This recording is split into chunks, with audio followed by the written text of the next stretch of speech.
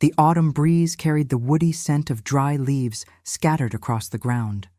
The sky, painted in shades of orange and gold, signaled that night would soon fall, bringing with it the chilly wind that made pedestrians quicken their pace. The quiet residential neighborhood where Jack was walking had only the rustling of trees to break the monotony of the evening. Jack stuffed his hands into the pockets of his worn-out hoodie and kicked a small rock in front of him, watching it bounce along the cracked asphalt. His headphones muffled the sounds around him, while his mind wandered through the tough day he'd had at school. He just wanted to get home, toss his backpack on the couch, heat up whatever leftovers he could find in the fridge, and lock himself in his room.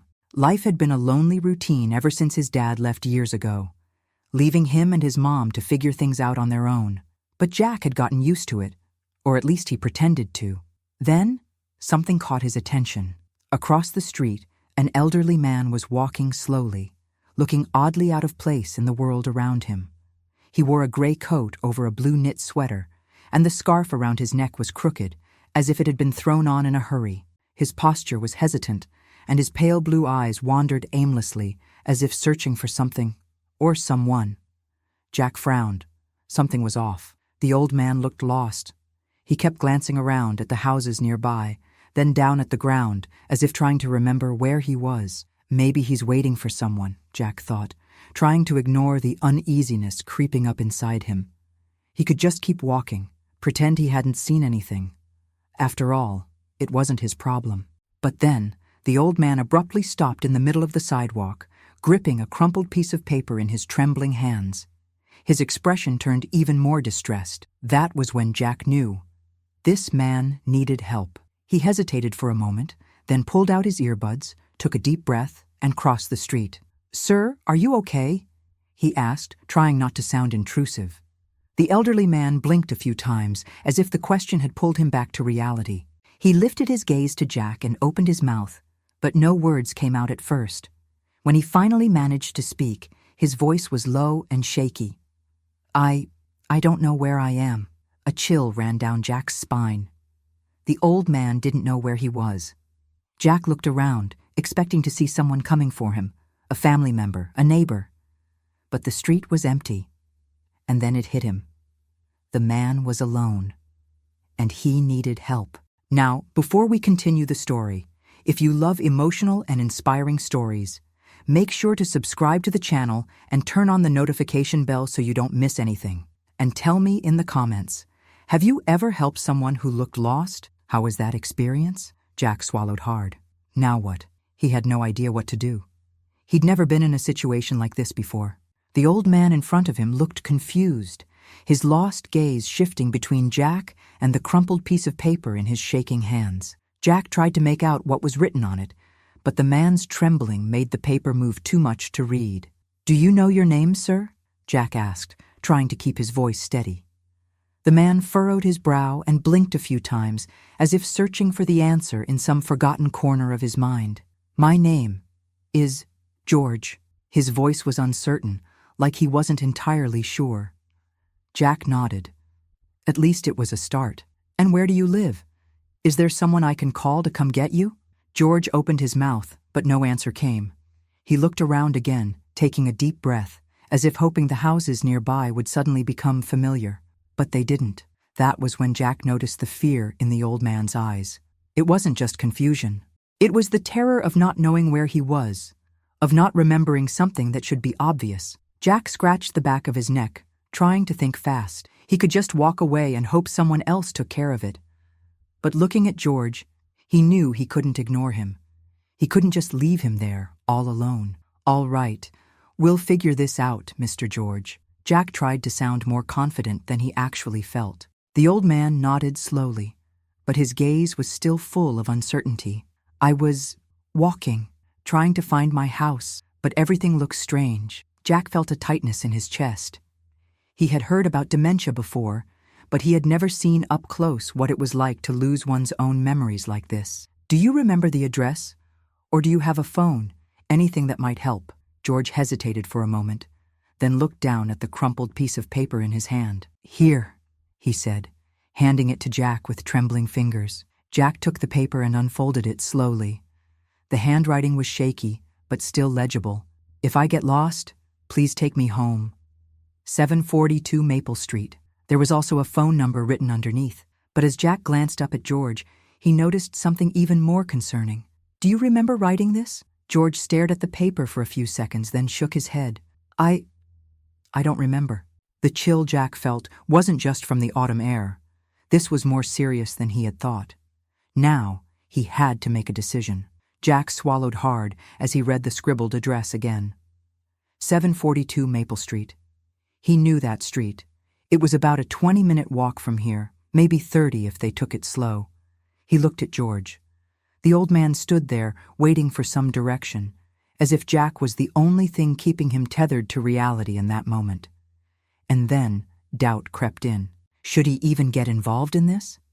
After all, it wasn't his responsibility. He could just call the number on the paper and wait for someone to come pick George up. That would be the safest, most logical thing to do. But then he saw it.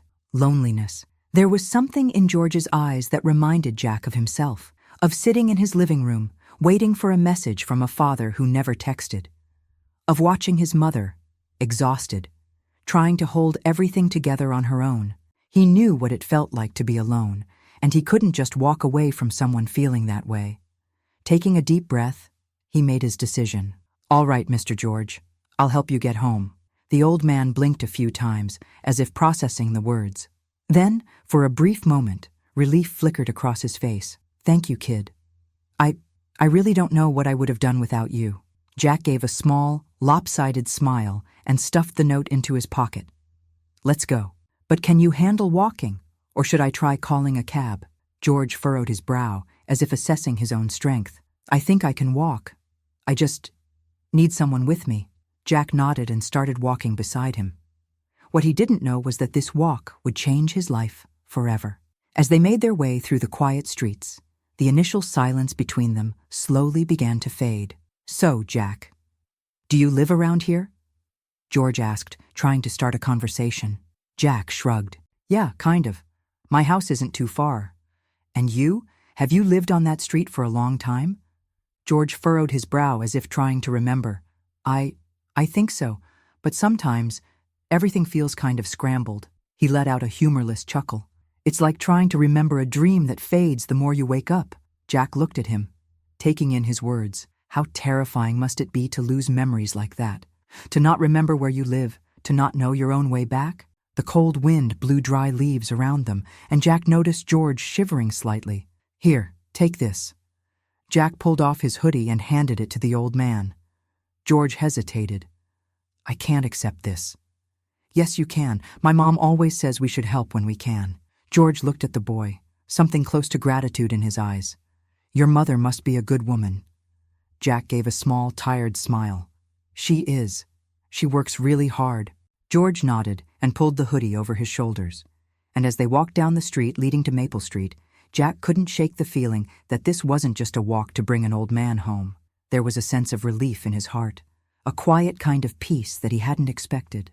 The sun was beginning to dip behind the distant buildings, painting the sky in warm shades of orange and pink. The autumn wind sent leaves swirling around Jack and George as they walked side by side, heading toward 742 Maple Street. Jack kept an eye on the old man. His steps were hesitant, as if each one was a test in unfamiliar territory. Every now and then, George would frown, glance around, and take a deep breath, as if trying to hold on to a memory that slipped through his fingers before he could grasp it. "Do you remember anything else about your house? Something that might help you recognize it when we get there?" Jack asked, trying to keep the conversation going. George was silent for a moment, his face shifting between concentration and frustration. I remember a big tree in the yard. I think it's an oak." Jack smiled. It was a start. "That's great. Anything else?" George furrowed his brow again. "There was a dog, I think, a Labrador, or maybe a golden retriever. I don't know his name, but I loved him." Jack felt a tightness in his chest. The way George talked about these memories made them sound like scattered puzzle pieces, floating without connecting to one another. "And your family, Mr. George, do you remember anyone?" The old man suddenly stopped walking. Jack turned to him, confused. George stood frozen, staring at the ground. His face held something between sadness and emptiness. I don't know. The silence that followed was heavy. Jack didn't know what to say. He had never really thought about what it would be like to simply not remember the people you love. George let out a shaky sigh and started walking again. Sorry, kid. Sometimes it's like that. Some things come, some go, and some just disappear for good. Jack felt a lump form in his throat. He realized that this walk wasn't just about finding a house. It was about finding a piece of someone who was slowly losing themselves. They walked in silence for a few more minutes until Jack spotted something familiar. "We're almost there," he said, pointing toward the end of the street. George looked in the same direction, but his face remained blank. Jack felt a cold knot tighten in his stomach. What if this wasn't the right place? What if George had already been lost before he ever left home? Jack pulled the crumpled piece of paper from his pocket and checked the number again. 742 Maple Street. But before they could reach the house, George suddenly stopped. "Wait." Jack looked at him. The old man was staring intently at something across the street. "That café. I know that place." Jack followed his gaze. Across the street, a small café glowed with warm yellow lights, illuminating its wooden tables. Inside, people were chatting, laughing. The smell of freshly brewed coffee drifted through the glass doors. George took a step forward, as if about to cross. Jack instinctively grabbed his arm. "Careful, Mr. George, there's a car coming." The old man blinked, as if only now noticing the movement around him. Jack held on to him firmly until it was safe to cross. When they reached the opposite sidewalk, George stopped in front of the café. He gently touched the glass window, staring inside with bright, almost longing eyes. I used to come here. I'm sure of it." Jack watched closely. George looked like he had been transported to another time, another reality. Something inside this place was triggering a memory that his mind had been struggling to hold on to, and Jack had a feeling they were about to uncover something important. George remained still in front of the café, his eyes locked onto the interior as if, somehow, the scene before him could rearrange the scattered pieces of his memory. Jack observed carefully.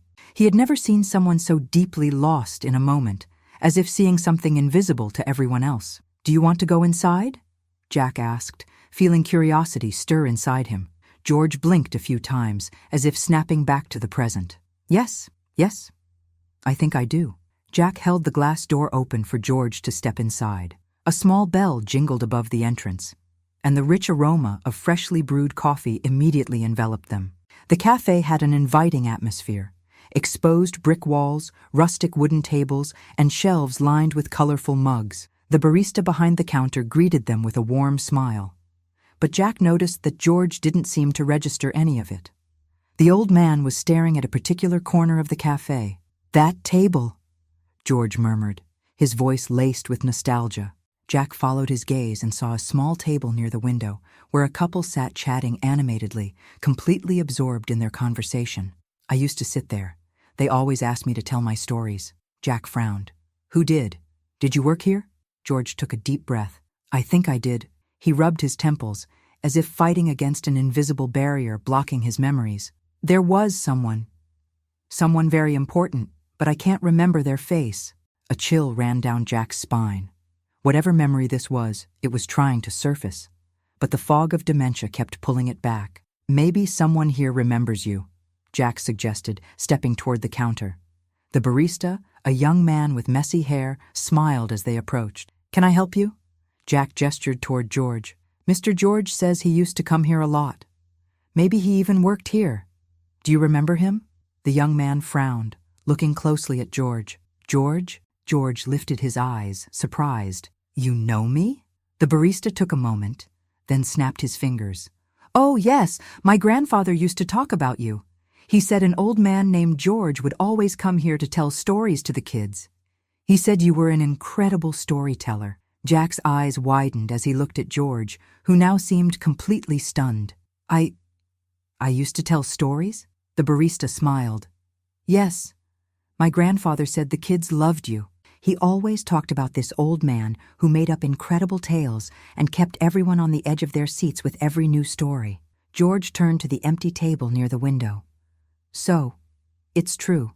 I really was here. Jack noticed a tear forming in the old man's eye. The memory wasn't complete, but a piece of it had returned. And in that moment, Jack realized that helping George get home was more than just a good deed. It was a journey to help him rediscover himself. George remained standing in front of the table by the window, his eyes glistening with emotion. Jack watched in silence, feeling the weight of the moment. Something inside the old man was waking up, like a door that had been closed for years was slowly creaking open. The barista seemed excited. "My grandfather always said you were amazing. He told me the kids would come back every week just to hear your stories. You used different voices for the characters. You gestured a lot. You made everything feel real." George smiled, as if trying to picture himself in that role. "I really did that?" The young man nodded. "Yes, and from what my grandfather told me, you always brought a notebook full of notes. It seems like you wrote your stories down before telling them." George placed a hand on his chest, as if something deep inside him had suddenly lit up. "I used to write. Yes, I vaguely remember that." Jack saw the light in the old man's eyes and felt an idea forming in his mind. Maybe there was a way to help George remember even more.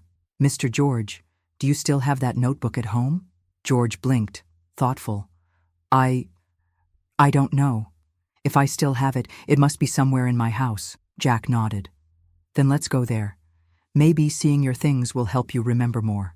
The barista smiled. "It was great seeing you here, Mr. George. My grandfather would be happy to know you're okay." George shook the young man's hand with a sincere smile. "Thank you, kid. You gave me a gift today." Jack pulled out the paper with the address and checked the route. "Your house isn't far. Let's keep going." The two of them stepped back onto the sidewalk, now moving with a little more urgency. Jack felt like they were getting close to something important, but as they neared their destination, an unexpected problem arose. When they reached 742 Maple Street, the house before them looked abandoned. The paint on the walls was peeling, the yard was covered in dry leaves, and the mailbox was stuffed full, as if no one had checked it in weeks. Jack felt a chill crawl down his spine.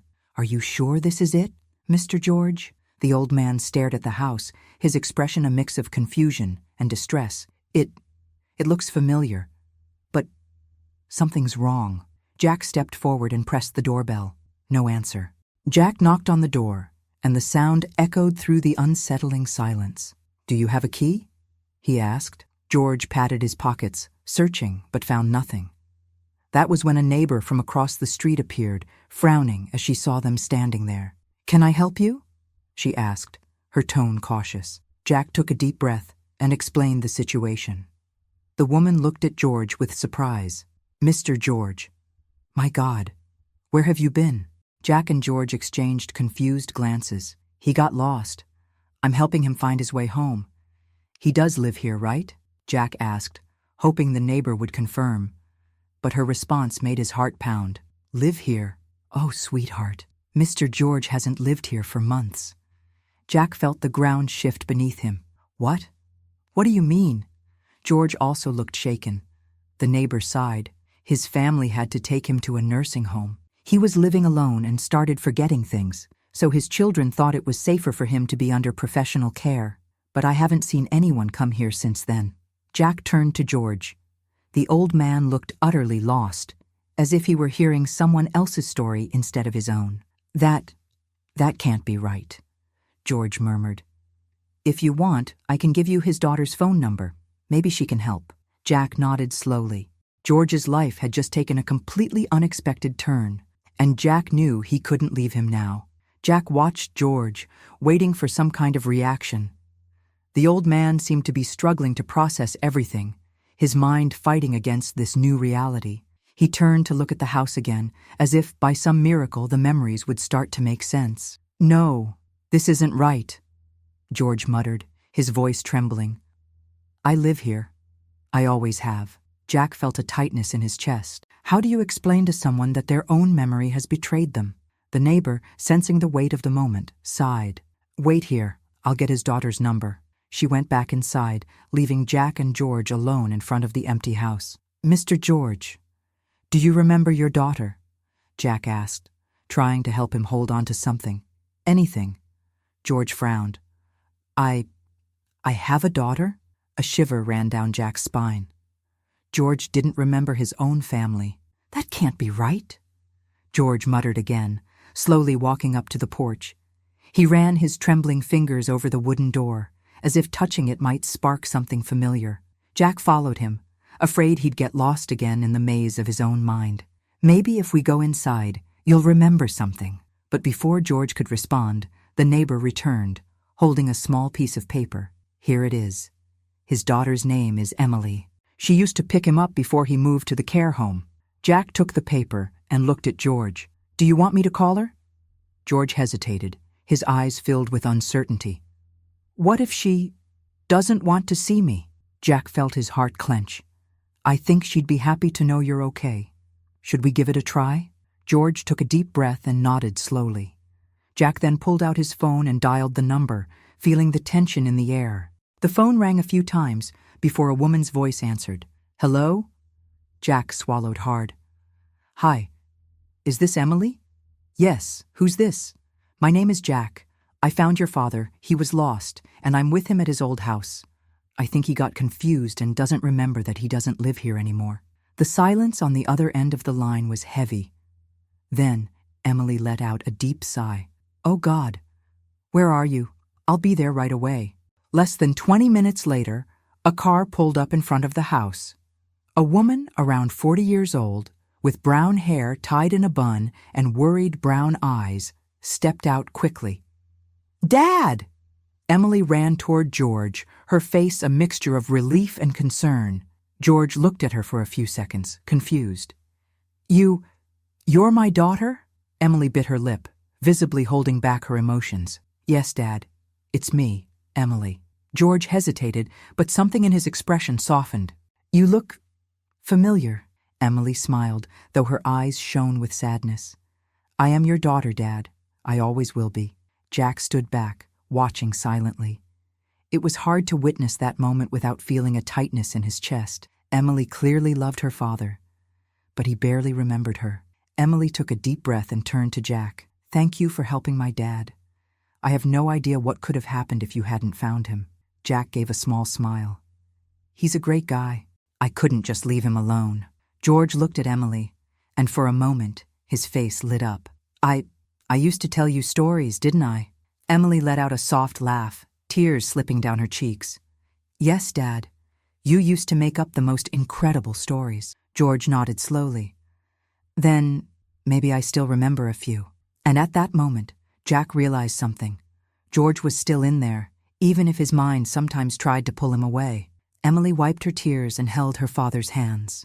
Let's go home, Dad. I want to hear every story you can remember. George smiled. I'd love that. Jack watched as the two walked away, feeling something stir inside him. He hadn't just helped a lost old man find his way home. He had helped a family find their way back to each other. Emily's car disappeared around the corner, taking George home. Jack stood still for a moment, feeling the crisp autumn wind ruffle his hair. The sky had darkened, and the streetlights were beginning to glow, casting a warm, golden hue over the quiet streets. He took a deep breath, feeling a strange mix of relief and wonder. Everything had happened so fast. Just a few hours ago, he had been walking home from school, lost in his own thoughts. Now, he had helped a man reunite with his daughter, and, in some way, with himself. But why did it feel so important? Jack had never thought of himself as someone special. He just did what needed to be done, going through life without expecting much. But today, he realized something different. His presence in the world mattered, even in small ways. He hadn't just helped George find his way home. He had helped a man recover a part of his identity, and that meant something.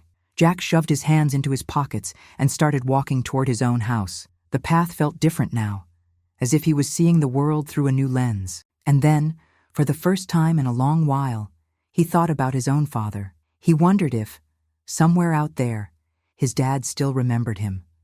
If he missed him. If he ever thought about the son he left behind. It was a question Jack tried to avoid. But today, after everything that had happened with George, he realized that maybe it was time to face it. Was he afraid to remember? He sighed and pulled his phone out of his pocket. Scrolling through old messages, he hesitated for a moment before opening the conversation with his dad. The last message Jack had sent was over a year ago. "Hey Dad, how are you?" No response, no read receipt. Jack closed his eyes for a second, gathering courage. Then he typed a new message. "Hey Dad, I hope you're doing okay. I just wanted to say, I miss you." He stared at the screen for a few seconds, then took a deep breath and pressed send. Maybe he would never get a reply. Maybe nothing would change. But today, helping George, Jack had realized something important. Some memories may fade, but some connections never truly disappear. And sometimes, all it takes is one step to find them again. When Jack got home, he tossed his backpack onto the couch, still feeling the weight of the day. His mom was in the kitchen, stirring something on the stove. The smell of hot soup filled their small apartment, wrapping him in a sense of comfort. "You're home late. Where were you?" she asked without looking up. Jack hesitated for a moment, then shrugged. "Helping someone." His mom raised an eyebrow, but didn't press for details.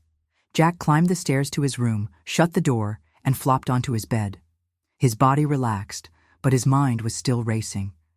He picked up his phone and glanced at the conversation with his dad. Still no response. Maybe there never would be. He let out a heavy sigh and turned onto his side, ready to let sleep take over. But then, his phone vibrated. Jack bolted upright, his heart pounding. The screen lit up with a new message. "Hey son, I miss you too." Jack stared at the words for a long moment. It wasn't much, but it was a start. The next morning, Jack was still feeling the impact of his dad's message. He didn't know what to do with it, but he knew, deep down, that helping George had changed something inside him. As he walked to school, lost in his thoughts, something across the street made him stop. George. The old man was sitting on a park bench, holding a worn-out notebook. Jack crossed the street and walked up to him. "Mr. George?"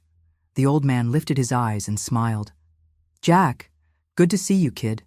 Jack sat down beside him. "Are you doing okay? How was it, going back home?" George looked down at the notebook in his hands. "Emily showed me this notebook last night. It's where I wrote all my stories." And Jack, I remembered. Jack's eyes widened. "Remembered what?"